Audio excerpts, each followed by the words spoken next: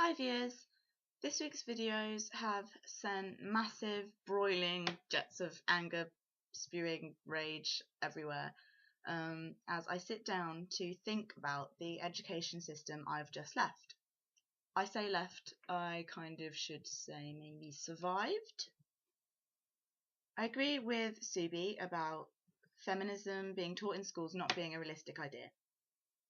Certainly not as a separate subject altogether.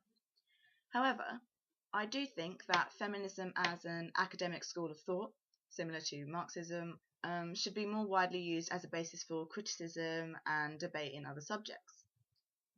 For example, in history and historiography, especially at A-level, the Marxist strain of historical understanding is often and loudly repeated and used in understanding different periods of time in the syllabus.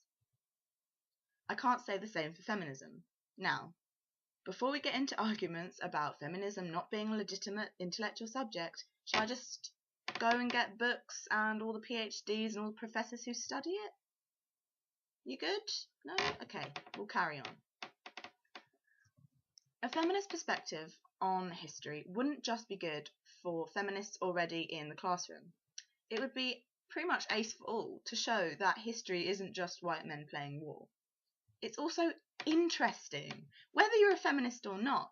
I'm not a Marxist, but the concept of Marxist history is interesting to me because I'm a historian and I'm not a bigot who isn't able to listen to other suggestions or views. In my experience, the only subject I took with that inkling of feminist theory was English literature.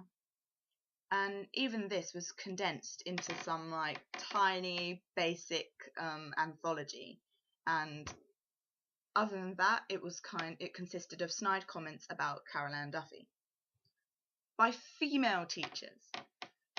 As a feminist in school, I found that the only mentions of feminism came from female teachers, and even then, it was often in a sarcastic, here we go again kind of tone when I brought up something that wasn't right or fair in the representation or treatment of women.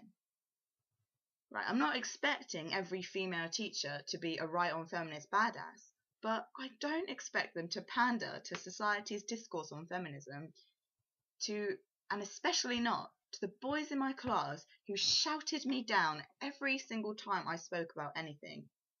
And these boys weren't alone. Every time they shouted me down, they were joined by a chorus of pretty much everyone, male and female alike.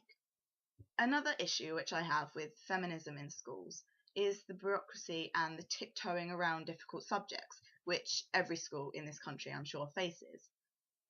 It's another thing that makes being a feminist in school virtually impossible. I remember in a talk at my old sixth form, it was on personal safety and violent crime.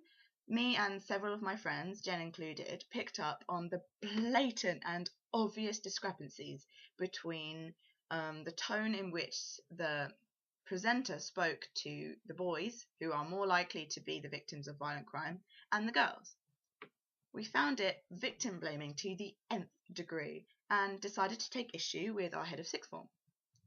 Of course, shit all happened, and I don't actually think anybody understood our cause. They seem to think the issue is with us being oversensitive in our reactions to some harsh truths and violent imagery and lack of trigger warnings. That was a separate issue.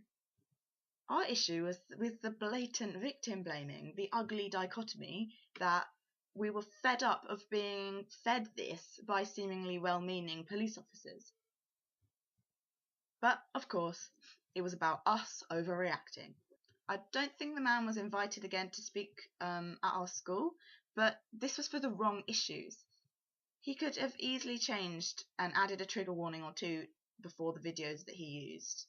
That would be a simple suggestion if that was what we were arguing for.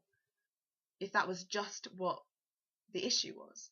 Nobody addressed the fact that women are constantly told how not to get raped or attacked, and the suggestion is often wear more clothes.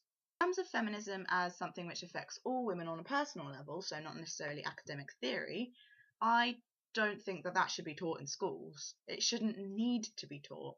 However, of course, it's true that the awareness of many young women about the issues faced by other women is horrifically low.